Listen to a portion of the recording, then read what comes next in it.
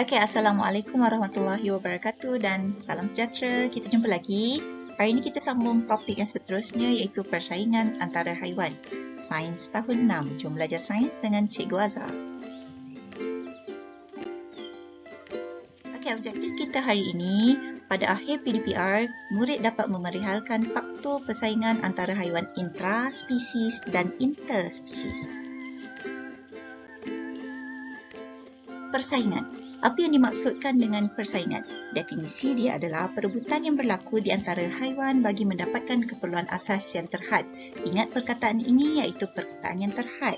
Kita ada persaingan intraspesies dan juga persaingan interspesies. Kita perhatikan apa yang dimaksudkan dengan persaingan intraspesies.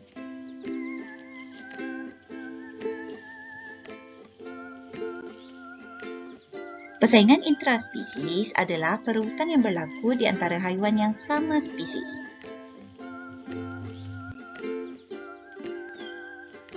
Okey, faktor persaingan yang pertama, faktor persaingan bagi intraspesies adalah makanan. Intraspesies tadi maksudnya adalah sama, spesies ataupun jenis yang sama. Kita dapat perhatikan dalam raja di atas, dua kucing tersebut sedang berebutkan makanan. Ini persaingan untuk mendapatkan makanan. Kenapa dilabelkan sebagai persaingan? Kerana jumlah makanan dia adalah sedikit dan ia terhad. Okey, sama juga dengan raja di bawahnya. Ada raja harimau bintang sedang berebutkan makanan yang terhad juga. Dan juga burung pembangkai. Okey, ini adalah faktor pertama iaitu faktor makanan.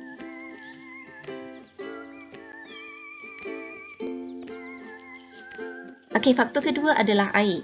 Rusa-rusa bersaing untuk mendapatkan air yang terhad di dalam habitatnya. Kenapa boleh jadi terhad? Berkemungkinan air tersebut adalah terhad disebabkan oleh musim kemarau.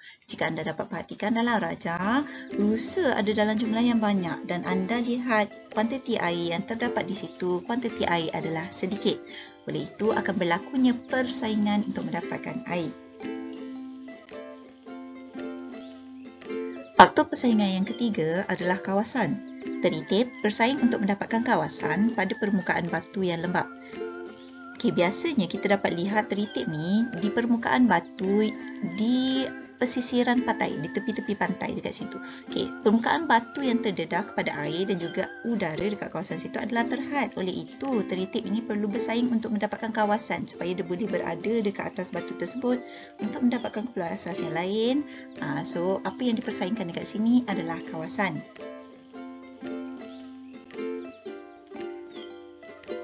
Faktor persaingan intraspesies yang seterusnya adalah tempat tinggal. Dalam raja ada 2 ekor tupai yang bersaing untuk mendapatkan tempat tinggal yang terhad. Perhatikan di belakang mereka, terdapat tunggu kayu ataupun batang kayu, batang pokok yang mempunyai satu lubang di mana dia boleh dijadikan tempat tinggal untuk dia berehat, untuk kumpul makanan. Tapi kita ada 2 ekor tupai dekat sini. Jadi kawasan tersebut, tempat tinggal tersebut adalah terhad. Maka berlakunya persaingan di sini untuk mendapatkan tempat tinggal. Faktor seterusnya adalah faktor bagi mendapatkan pasangan. Bagi persaingan intraspesies iaitu sama spesies akan berlakunya perebutan bagi mendapatkan pasangan. Okey, dalam rajah yang bahagian kiri ada kucing sedang berlakunya perebutan bagi mendapatkan pasangan dan bagi rajah yang seterusnya yang sebelah kanan anda ada rusa. Kedua-dua rusa ini mempunyai tanduk. Itu adalah bukti rusa-rusa ini adalah jantan. Rusa yang betina tiada tanduk. Okey, berlakunya perebutan ataupun pergaduhan untuk mendapatkan pasangan di sini.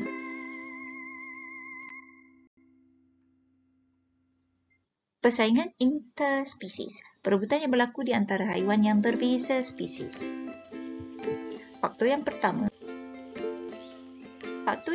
adalah makanan. Sama juga seperti intraspesies tadi, ini adalah interspesies, berlainan spesies. Jika anda lihat gambar raja yang pertama, ada gambar tupai, dia sedang berebut makanan dengan merpati, burung merpati.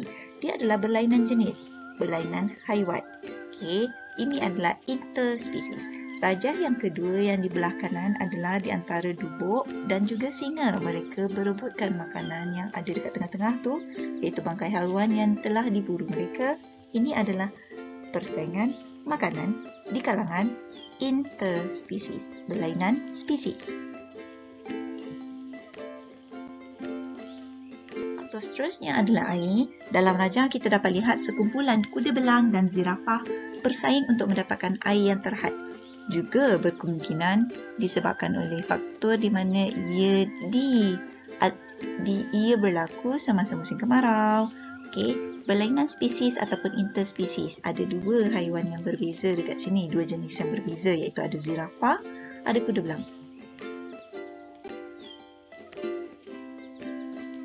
Okey, faktor persaingan yang seterusnya adalah kawasan.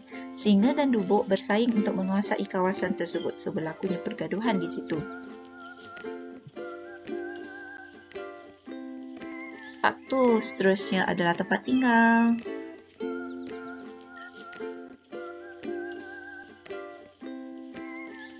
Okey, rumusan kita untuk hari ini, faktor persaingan yang kita pelajari yang telah tersenarai dan telah diberikan raja untuk anda perhatikan adalah faktor persaingan bagi intraspesies, iaitu sama spesies.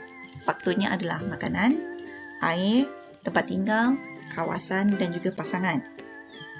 Seterusnya kita belajar tentang faktor persaingan interspesies, ada makanan, air, tempat tinggal, juga kawasan. Dapatkah anda bezakan? Ya, tiada faktor bagi pasangan di kalangan interspesies. Tidak akan berlaku persaingan bagi interspesies, iaitu yang berlainan spesies. Cuba anda bayangkan, tidak akan berlaku di mana pergaduhan di antara kucing dan juga anjing untuk berebutkan pasangan. Tidak akan berlaku.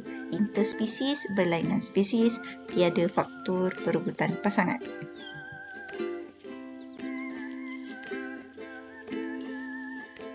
Persoalan, bagaimanakah keadaan haiwan yang tewas dalam sesuatu persaingan? So, mereka sama ada akan mati dalam persaingan tersebut. Contohnya macam dalam cerita Lion King.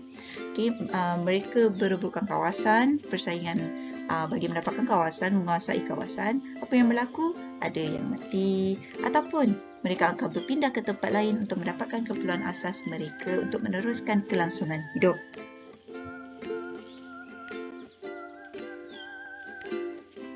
Persoalan seterusnya, apakah kesan daripada persaingan haiwan terhadap jumlah spesies dalam sesuatu habitat? Jumlah spesies yang tewas, haiwan yang tewas dalam persaingan akan berkurangan dalam habitat tersebut. Kenapa tadi? Pertama, dia dah mati tadi, ataupun dia berkurangan sebab dia telah berpindah ke tempat lain.